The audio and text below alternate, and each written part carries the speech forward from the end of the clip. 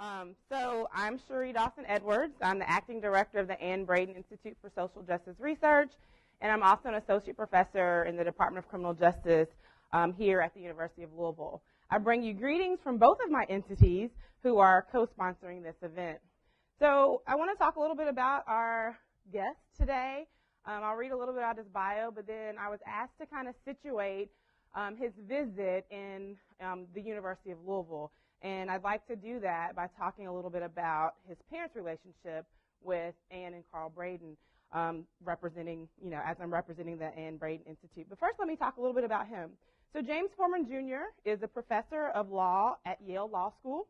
He's a graduate of Atlanta's Roosevelt High School, Brown University, and Yale Law School, and was a law clerk for Judge William Norris of the U.S. Court of Appeals for the Ninth Circuit, as well as Justice Sandra Day O'Connor of the United States Supreme Court.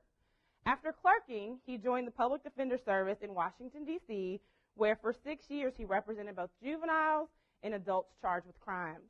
So during this time as a public defender, he also started a charter school in Washington, D.C. called the Maya Angelou Public Charter School. It's an alternative school for school dropouts and youth who had previously been arrested.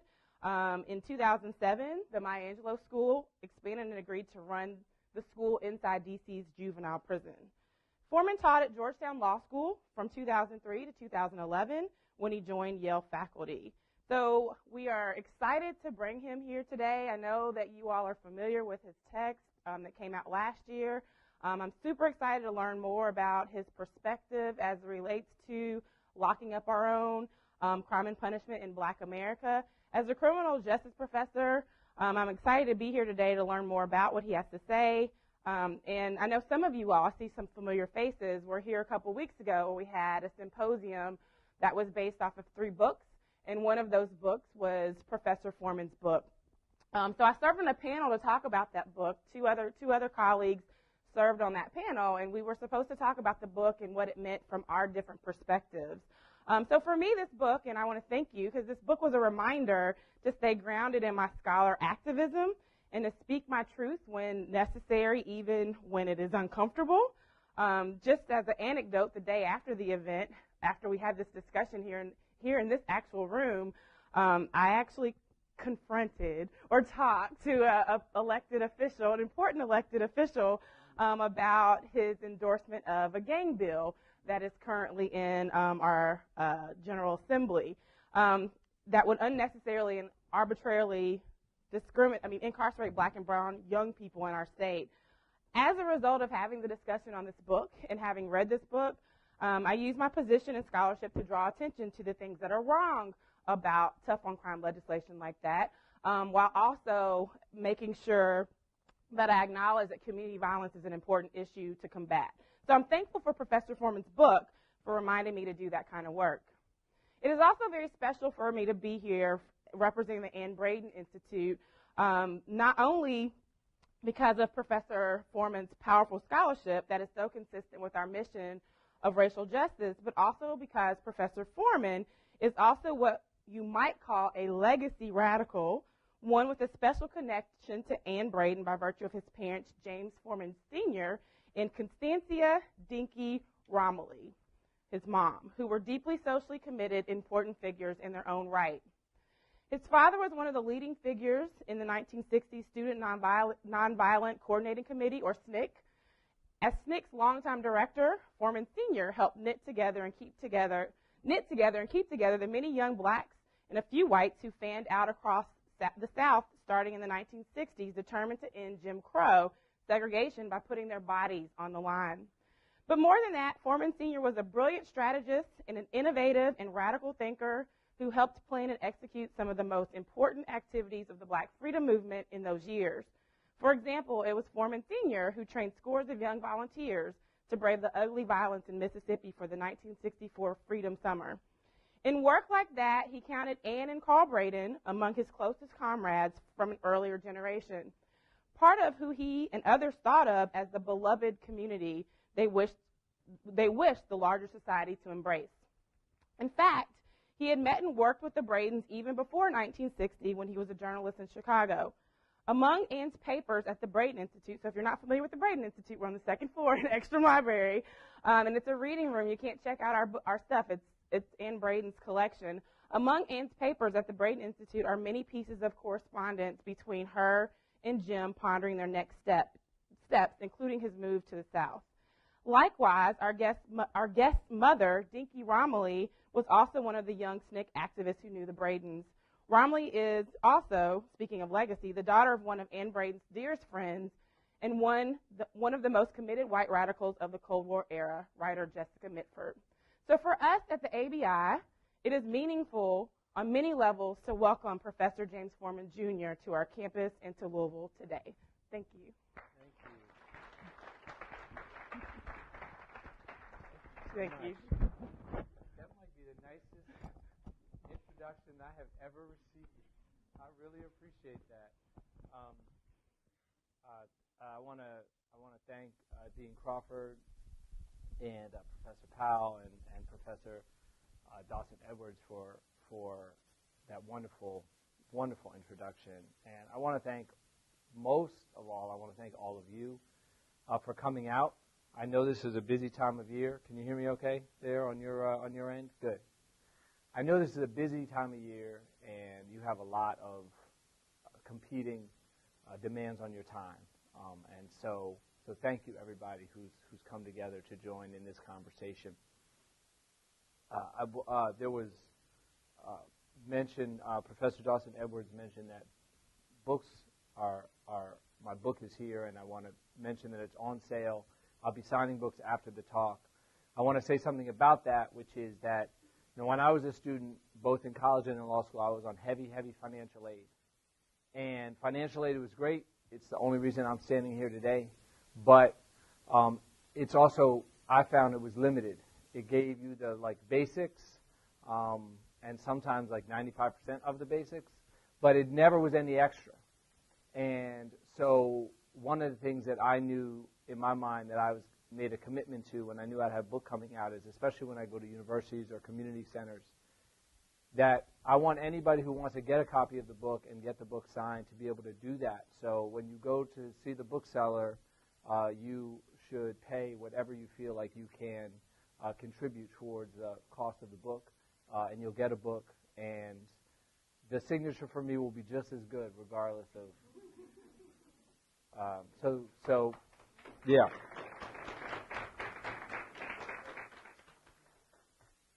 So what I want to do, I want to talk about my research and a little bit about my background, and then I want to spend kind of the second half of this conversation talking about what we can do to respond to this human rights crisis and civil rights crisis and racial justice crisis that is mass incarceration. But let me get into that first by telling you why I decided to write this book. One of my motivations had nothing to do with the criminal legal system.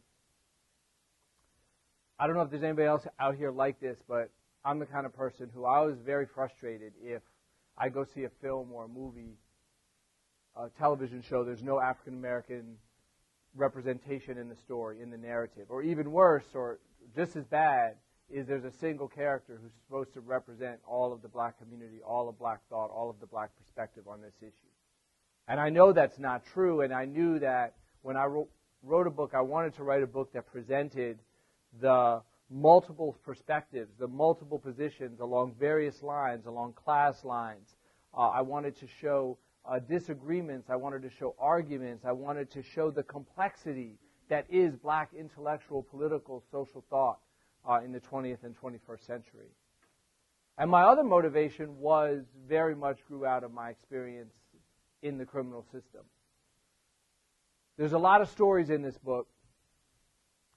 There's argument in history and even a little bit of law for the law students, but there's fundamentally also surrounded all of that is a set of stories. And one of the stories is of a young man I represented by the name of Brandon. Brandon was a 15-year-old client of mine. He had been charged with and pled guilty to possession of a gun and possession of a small amount of marijuana. And he was facing sentencing, D.C. Superior Court. And I was his lawyer. I was appointed to represent him. And I had taken the job because I viewed it as the civil rights work of my generation. You heard a little bit about my parents' story, so you know they met in SNCC. And that's a generation that profoundly changed America. My dad was the executive secretary. My mom was a member of the organization. They were an interracial couple. My dad is black. My mom is white. They were an interracial couple at a time when those marriages were illegal in many states in this country. And they transformed America. They made it possible for some of us to have opportunities that were unimaginable to our parents and our grandparents' generation. And yet, at the same time, it was also clear to me, coming out of law school, how much unfinished business there was to do in the civil rights movement. It seemed to me that the criminal justice system was the place where you saw that unfinished business manifesting itself over and over again. We didn't have the term mass incarceration when I graduated from law school. I'm old enough to admit that. That's a term that was created in the year 2000. But we already knew in the mid-1990s, when I was coming out of law school, we already knew some of the numbers that are familiar to y'all today. We already knew that we were 5% of the world's population and 25% of its prisoners. We already knew that we were the world's largest jailer, that we had surpassed Russia and South Africa in the late 1980s to earn that dishonor. We already knew that 1 in 3 young black men was under criminal justice supervision and that black women were the single largest growing sub-part of the prison system. And I had seen some of those changes even in my own lifetime. I grew up in Atlanta, mostly black, working class, lower middle class neighborhood. And 2 blocks from my house were 2 enormous institutions as a child. The Atlanta Federal Penitentiary and a General Motors plant. By the time I was graduating from law school, one of those buildings had closed its doors, shut down. The other had built an addition. And I don't think I need to tell y'all which is which.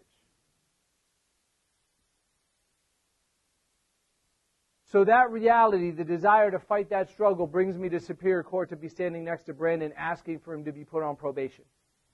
I had a letter from a teacher and a counselor at his school. His mother and his grandmother were there in the front row of the courtroom. They had been to every court hearing. They were asking for him to come home. The prosecutor in the case was asking for him to go to Oak Hill. Oak Hill is D.C.'s juvenile prison, and the name Oak Hill might sound nice, tree on a hill, but it wasn't nice. It was a place of drugs and violence were rampant, a place where you always left off as a child worse off than when you entered. The judge had to make the decision in the case, Judge Curtis Walker, African-American Superior Court judge. About 40% of the judges in D.C. Superior Court were and are African-American. Judge Walker looks out of the courtroom, and what does he see? He sees a young black man facing sentencing. He sees an African-American prosecutor. He sees an African-American defense attorney. And the judge looks at Brandon. And he says, son, Mr. Forman's been telling me that you've had a tough life, that you deserve a second chance. Well, let me tell you about tough. Let me tell you about Jim Crow segregation. The judge had been a child in those years, so he proceeded to lecture Brandon on what it was like. And then he said, so here's the thing, son. People fought. People marched. People died for your freedom. Dr. King died for you. And I'll tell you this, he didn't die for you to be running and gunning and thugging and carrying on and embarrassing your family, embarrassing your community, carrying that gun. So I hope Mr. Forman is right. He said, I hope you turn it around one day. But today, in this courtroom, actions have consequences. And your consequence is Oak Hill. They locked him up. And I was so angry that day. I mean, the judge had taken the same history. You heard why I became a public defender. He had taken that same history and somehow, in his mind and to his eyes, he had flipped it on its head and used it as a justification, a rationale for locking up Brandon for disappointing a previous generation. And as I began to process my anger, and it's still a work in progress. But as I began to process my anger at the judge that day, I started to think about the fact that he represented something. He wasn't alone. He represented a line of thinking. The city council that passed the gun and the drug laws that Brandon was being sentenced under was a majority African-American city council. Our police force was majority black. Still is. The police chief was black. The chief prosecutor in D.C. was none other than Eric Holder. And yet and still, with all that representation in local government, the racial disparities that I told you about that moved me to become a public defender were still there. In D.C., I told you nationally it was 1 in 3 young black men under criminal justice supervision. In D.C., it was 1 in 2. And so I began to ask myself the question, what happened in this country over the last 50 years that was so powerful, that was so dramatic, that was so all-encompassing, that even in this majority black jurisdiction, with this representation, we were doing the same thing. How did that come to be? And I knew that as I wanted to tell that story, I knew that I had to keep a couple of things in mind. First off, although I was going to write a story that featured African American characters front and central in the narrative, I could never let the reader lose sight of the larger structures of racism, of white supremacy, of institutionalized racism, those larger structures that constrained and limited the options that were available to the people that I was writing about. So that's why I'm sorry that I wasn't here 2 weeks ago, but that's why I view my book as so much in conversation with books like Policing the Black Man by Angela Davis, Chokehold by Paul Butler, New Jim Crow by Michelle Alexander, Between the World and Me by Ta-Nehisi Coates, Just Mercy by Brian Stevenson. I view, in my mind, I don't argue that my book is the whole explanation for what happened. In my opinion, my book needs to be read in combination with those works so that you can then understand the whole picture. The other thing that was important to me that I knew I could never let the reader lose sight of is that while I was writing a story that focused on African American politics and black majority cities, that I needed, whenever I could, to look for larger connections to the larger national story. I'll mention some of those as we go forward, but one that I just want to throw out there now, that's because it's very much in this moment. I have a chapter 2 of my book is about gun control, and it's about African American gun control advocates and their motivations and their passion. In this current moment, when we're talking about in a way that we haven't before, and I am so thrilled with the new voices that are coming to the table and the new faces that are marching and protesting. We need everybody in this movement. But we can't understand that history without understanding black politics and black activism.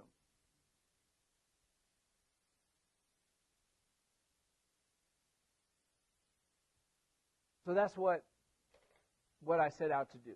That's the question that I was trying to address. Let me give you the very short version of the answer. If you want the longer version, you can take me up on my offer and get a copy of the book and see the whole argument, but how I try to answer the question. But let me just give you kind of the quick highlights of the argument for understanding how it is that in majority black communities we reach some of these outcomes and some of these decisions. The first thing that we have to focus on, and I'm glad that Professor Dawson Edwards incorporated this into her exchange with the politician that she was lobbying on this issue, because I think it's essential. We have to understand crime and violence and addiction and the fear and the anger, the real fear and the real anger that they generated in African American communities over this 50-year period, especially in the 80s, early 90s, the crack years, and then heroin in the 1960s. People don't remember, but in the 1960s, heroin did to black communities what crack would do 2 decades later. In the 1960s in this country, right before the first generation of African American elected officials was elected, the homicide rate in this country doubled. In D.C., it tripled. In Philadelphia, it more than doubled. Heroin. They tested everyone entering the D.C. jail every year for substances. In 1963, they concluded that 4% of the people were heroin addicts. By 1969, the 4% had become 45%. And it wasn't just the numbers, but it was also the response and the anguish that it generated in the black community. To write this book, I went and I looked at letters that black citizens had written to their elected officials, deposited in archives. None of it's scanned. There's no keyword searches. You just got to go through, look piece of paper after piece of paper. But if you do that, especially looking at the 1970s, you see, so I'm talking now here mostly about African American citizens. Washington, D.C. is 70% black in the 1970s, called Chocolate City. Writing to mostly African American elected officials. 11 out of the 13 first city council members are African American. And what you see is people saying, I feel like a stranger in my own home. I feel like a prisoner in my home. I don't know what's happened to us as a community. We just fought the civil rights movement. And now, a few years later, I can't take my kid to school because they're shooting. And I can't leave them in the park after school because they're selling drugs. And over again, you see people saying, do something, do something. You have to do something about it. Now, who's receiving these letters? That's the second big argument in my book. Because the generation of people that is receiving these letters is the first generation of African American officials to be elected in any number in this country since Reconstruction. There's an 800% increase nationally in African American elected officials in the 1970s and 1980s because of the Voting Rights Act of 1965 and the decline of formal Jim Crow. This is a generation, many of them are from the South. Some of them were in the civil rights movement. All of them remember the long history of under-enforcement and under-protection of the law that has marked African American history in this country. They remember. My dad used to tell me about this, and then I did the research, and I saw how prevalent it was. He used to talk about Mississippi, south side of Chicago, where he grew up. He said, 1940s Jim Crow, we didn't call the police when there was crime in the black community. The police weren't going to come.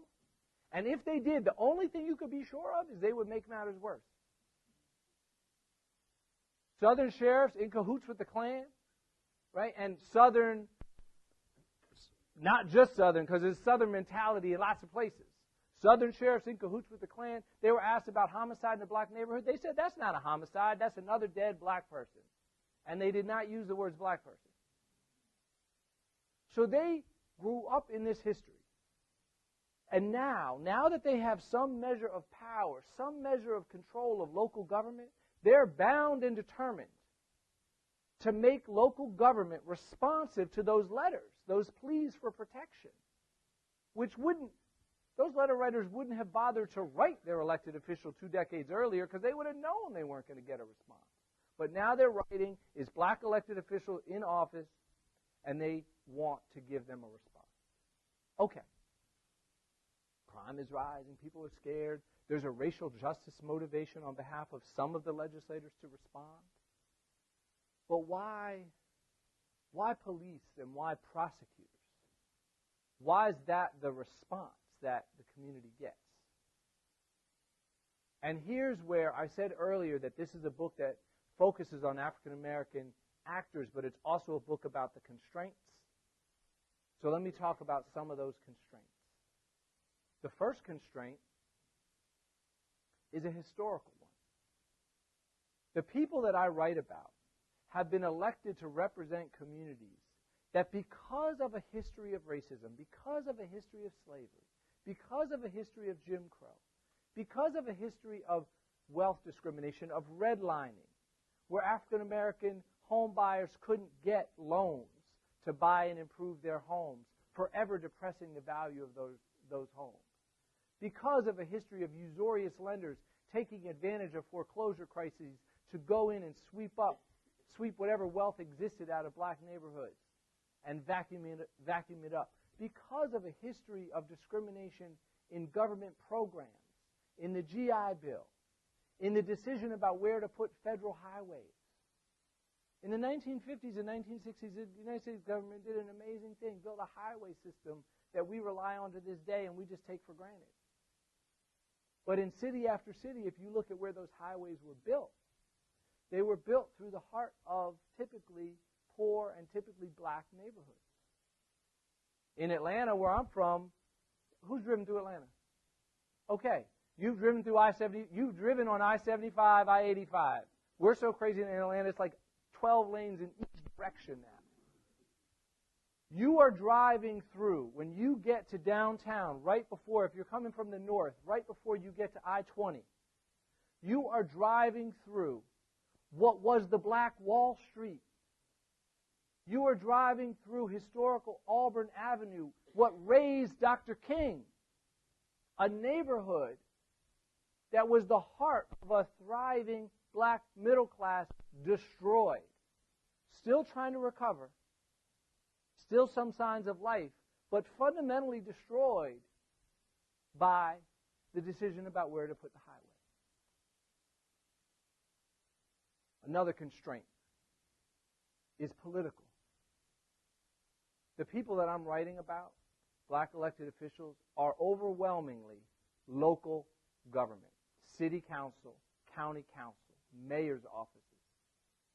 And that's where black political power in this country has always been concentrated, at the local level. And one of my arguments is that local government is important for understanding how we got mass incarceration and for how we need to respond to it. Having said that, there are limits to what local government can do. And you see that over and over again in the story. For the last 50 years, black elected officials essentially have adopted what I call an all-of-the-above strategy for fighting crime and violence. We want more police and more prosecutors, that's what they said. And they also wanted, alongside more police and more prosecutors, they wanted more funding for education, more funding for quality housing, more funding for job programs, mental health programs, drug treatment programs. They wanted national gun control. They were fighting for local gun control wherever they could get it, D.C., Chicago, Detroit, Atlanta, New York. But they knew that they needed Congress to step up with national gun control to match those local efforts for them to be meaningful. They went to Congress and asked for a Marshall Plan for urban America, for the United States government to do for black communities what you did for Europe after World War II. Rebuild, revitalize, reinvest. For 50 years, black elected officials went to Congress with an all-of-the-above strategy. And for 50 years, they came back with money for one of the above, law enforcement. One more constraint that I want to mention, last one. This was a generations, no shame on them, but because we're still suffering from this today, but generations that were constrained by their imaginations. A lot of examples of it in the book, but let me give you one. Stands out for me. I mentioned that 11 out of 13 city council members in Washington, D.C., the first home rule city council, were African American. David Clarke was one of the two white members. David Clarke had an unusual biography. He went to Howard Law School.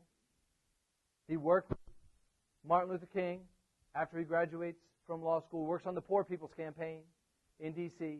Then he becomes a lawyer for poor people and is elected to the city council. The thing you need to know about David Clarke for the purposes of this conversation is that he's not a drug warrior. In fact, the first thing he does in 1975, when he gets into city council, the first legislation he introduces is marijuana decriminalization. Doesn't pass. Fight's a good fight. That's subject to Chapter 1. But he's not a drug warrior. Okay, so now it's early 1980s. Heroin, which had stepped back a bit in the 70s, is now back in force in the early 80s. And those letters that I described to you, they're increasing in number and volume and ferocity. And this time it's all about heroin addicts. Heroin addicts in public space. People nodding off on my stoop. People gathering on the corner in the alley sharing needles. People falling asleep on park benches and I can't use it for my kid to play after school. David Clarke, and these letters all end again with some version of do something, you got to do something about it. Now, David Clarke takes these letters, he forwards them to the head of the relevant government agency. He gets letters back saying, Councilmember Clarke, we received your citizen complaint about heroin. Heroin addicts were on the case. That's good government service. But here's the thing.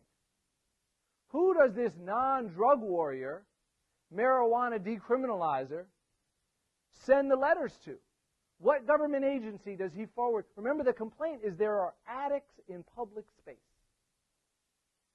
Does he send it to Department of Public Health, Mental Health, Addiction Services, Drug Treatment, Social Work? No. He sends it to the police chief. He's not a drug warrior, but he's an American, and like so many of us, he's constrained by his imagination. So he's presented with a real problem of addicts in public space, and what he can think of as a response is not mental health, not addiction, not treatment, not social work, not public health. We're going to send people who have handcuffs and guns, and the only place they can take you is the jail. One of the arguments in my book, fundamentally, is that when we try to figure out what happened in this country over the last 50 years, it's tempting and important to look at actions of federal officials, pronouncements from the Oval Office, laws passed by Congress. But it's also essential that we look at something that we often miss, which is tiny decisions made by discrete actors across 50 states, 3,000 counties, over 50 years. Some of them, not all of them, but some of them by well-meaning, well-intentioned people like a David Clarke. The tiny decision of which public agency to enlist for help when, as an elected official, you're confronted with a citizen complaint. That kind of decision that goes entirely under the radar, typically in our scholarship and understanding of how these things came into being, that decision, over time, multiplied across this country, those are the bricks, I argue, that built the prison nation that we've become.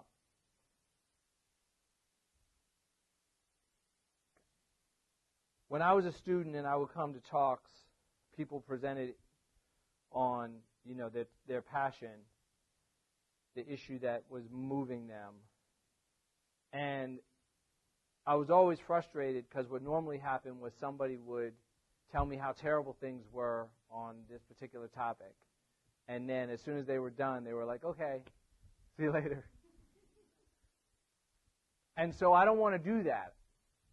And so I want to spend the last 15 minutes that I have to talk about responding to this and what we can do individually, what we can do collectively, what we can do as a community to think about how we would demolish mass incarceration and mass punishment and replace it with a system that actually provides justice and safety in a way that is humane and restorative. So the first thing I want to say about that is a way of thinking about the issue. We're going to have to dismantle and replace this system the same way that it was built, which is to say that all of us are going to have to do a piece. All of us are going to share some responsibility, if only, even if it's not your life work, if only to understand how your tax dollars are being spent. And the other thing is that we have to understand that this is fundamentally a local issue.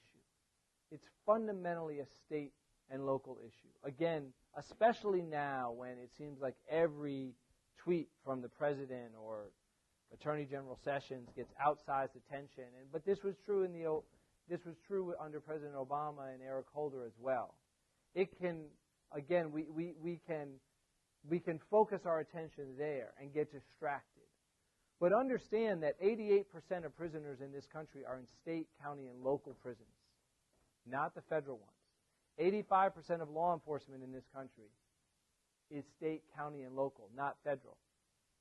If you care about things like school-to-prison pipeline if you care about things like disparities in suspension rates and expulsion rates, and this process by which young black children are, and children of color more broadly, and poor children more broadly, are disproportionately referred out of school, kicked out of school, end up in the juvenile court system. If you care about that issue, the most powerful office that you can either try to influence or hold is your local school board. That's who sets that policy. Not Obama didn't set it, Trump doesn't set it. It's your local school board. If you care about the war on drugs, mandatory minimums, that's your state house. That's your state house. That's state law. That's not the federal government. And they have rhetorically can have some influence here and there with some funding decisions, but fundamentally it's a state decision. And so I want us collectively to start focusing our attention on those areas that get less public attention, but where we can make a difference and where we can have an influence. And there's been, I should say, there's been some significant progress on a number of these criminal legal issues. The death penalty. 20 years ago, there were 350 death sentences handed out every year in this country. Last year, there were 40. It's 40 too many. And there's still too many people sitting on death row with sentences that were previously imposed. But that's a huge success due to advocates and advocacy and activists and lawyers. Juvenile incarceration is half what it was a decade ago. Still too many. We still lock up more kids than any peer country in the world. But reducing in half in 10 years is serious success. On the prison system, progress has been slower, but a number of states, California, Texas,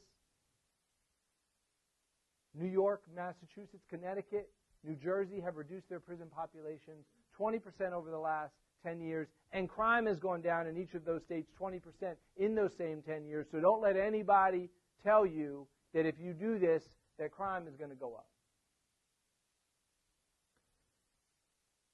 One of the most important local issues that I want us to gather our attention around is the local prosecutor.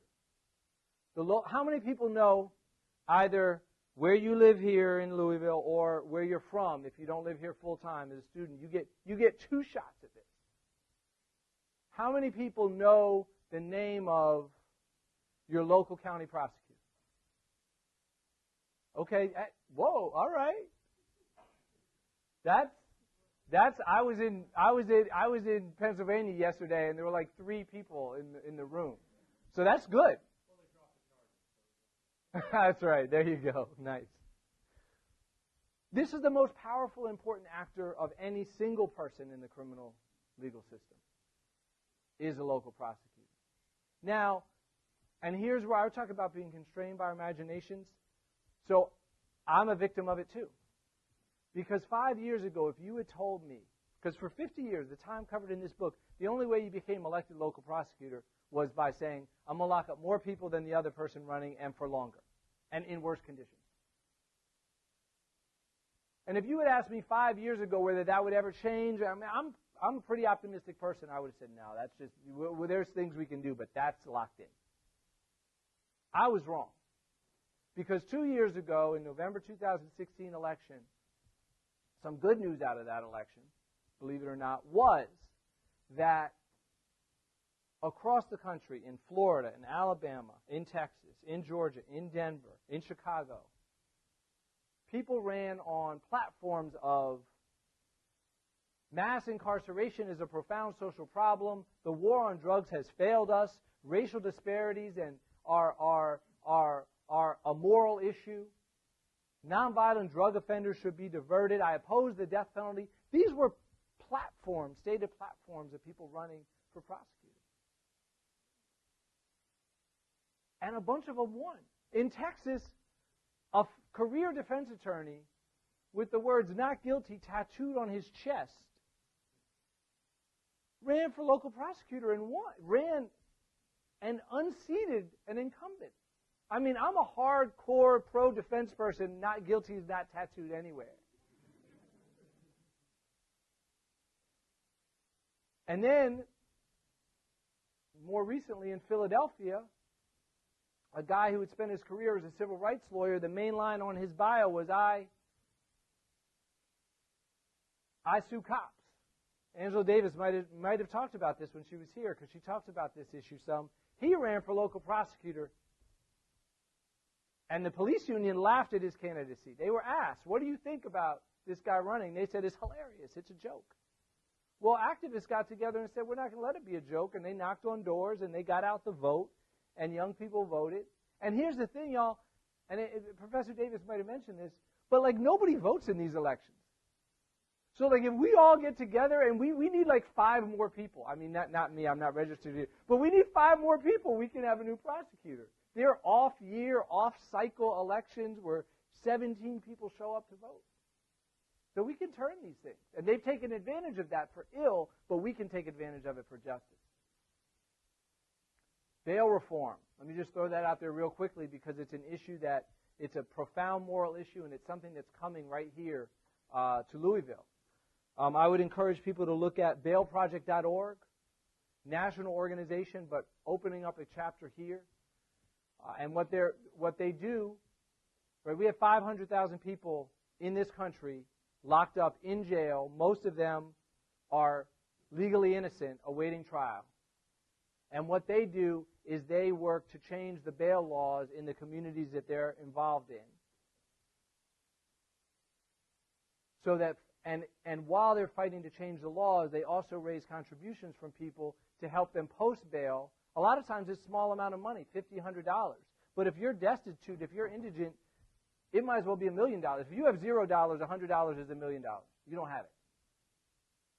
So they raise money, they post the bail, and because, unlike the lies that the bail industry has been telling us, overwhelmingly people do come back and report to court, they then take that, they get the money back and they use it for the next person. So please take a look at that organization and the work that they're going to be doing here. I also want to ask folks to consider, if you're not doing it already, to figure out ways where you can go inside. Go inside our prisons. Go inside our jails. Go inside our juvenile facilities. I've been thinking about this a lot myself in my own work. I teach a class called Race, Class, and Punishment, seminar, critical examination of the criminal justice system. And I teach it at Yale's campus. But a couple years ago I decided, well, what if I taught the class that I normally teach in Yale's campus in a local prison, and the class would be made up of 10 prisoners, 10 men who are incarcerated. I now teach it in a women's facility, but that year was a men's facility, and 10 law students studying together in a seminar circle, discussing the legal system, the criminal system. It's a program called Inside Out. It's offered. You can get, as a professor, you can get trained in the methodology. It's the most powerful and transformative. So I've done it for 2 years now. When I first went to the Connecticut Department of Corrections, it took me a couple years to get going, but they liked the idea a lot. They didn't like the name Race, Class, and Punishment. I think, like a little worrisome. It was going to be too radical. So the class is called Issues in Criminal Justice. But it's the same class, it's the same readings.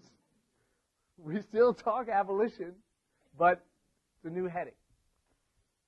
And it's been transformative for me. I always tell my colleagues at the law school, and it's mostly, I should say, most people who teach this class aren't teaching law classes. I happen to. But you can teach math, English, history, art, any subject through this methodology. And I always tell my colleagues, don't do this for self-interested reasons, but I do get the best evaluations of any class that I've ever taught. And the most meaningful ones come from students who are incarcerated. One of the people that I taught, he wrote, you know, what I most liked about coming into this seminar was not the law and the policy, but it was the fact that when I entered the seminar circle, I was treated like I was smart. I was treated like I was an intellectual. Another young man wrote, when I entered this seminar circle every week for 2 hours, I could, for a second, forget that I was in prison. The last thing I'm going to say, that as I ask y'all, as you're entering in this work, to just give some thought to. And it's based on a movie that I saw. We started talking about the civil rights movement. This is based on a movie that I saw with my dad before he passed about the civil rights movement. And when the movie was over, you know, movies about the civil rights movement are heroic in their presentation of the movement. And I was getting ready to ask my dad what he thought, but I knew that for a moment, I had to process and think about what I was thinking about it. Because although the people are heroes, and they should deserve to be presented as heroes, there's a way in which those stories, they don't show the hard work, and they don't show the trauma. They don't show truly how hard it is to be in a movement like that. And I felt that as a child of a family that was, you know, we were surveilled by the FBI, the COINTEL program. If you don't know about it, please go look it up. Set movement leaders against one another, destroyed families. The pressure was immense and the pressure was intense. And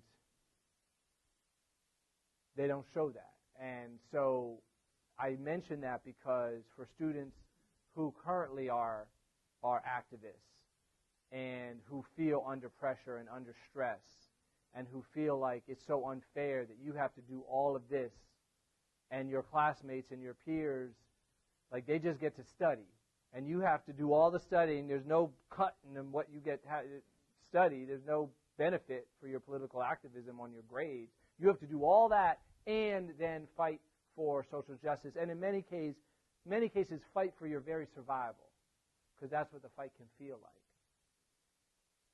And what I want to say is that was true then too. They don't show it, but all those people that you see now as heroes, they were struggling with those exact same things as you are. The other thing I want to say, because I did ask my dad, I said, okay, so what did you think about the movie? He said he liked it. He said, I'm really glad because a lot more people watch movies than read books, and so I was glad they presented that history through a film. I probably should have thought about that before writing a book instead of making a movie. But he said what I didn't like was they made it seem like everybody was in the movement. They made it seem like it was popular. It was like it was not popular.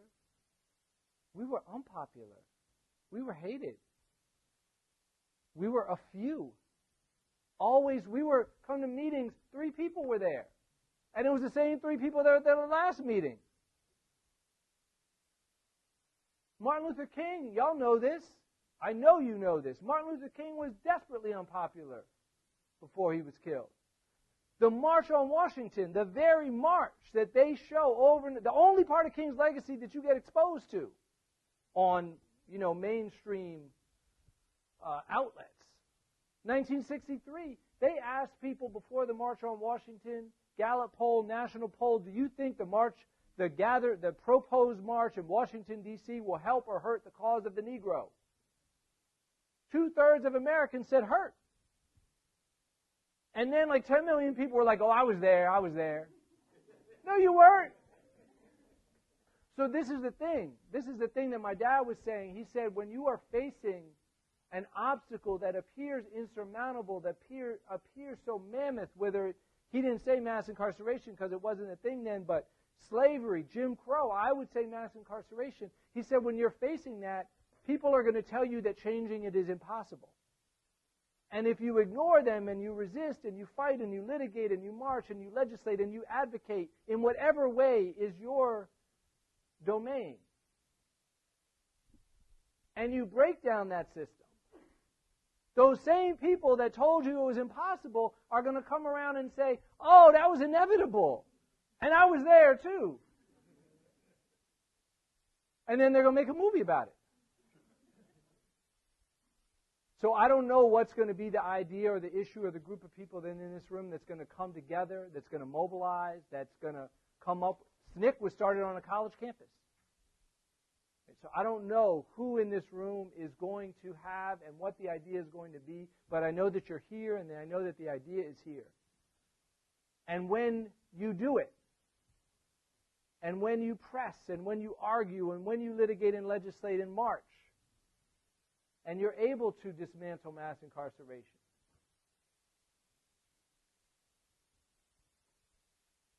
they're going to make a movie about you. And Professor Powell, Professor Dawson Edwards, Dean Crawford, and we will be there in the front row cheering you on. Thank you.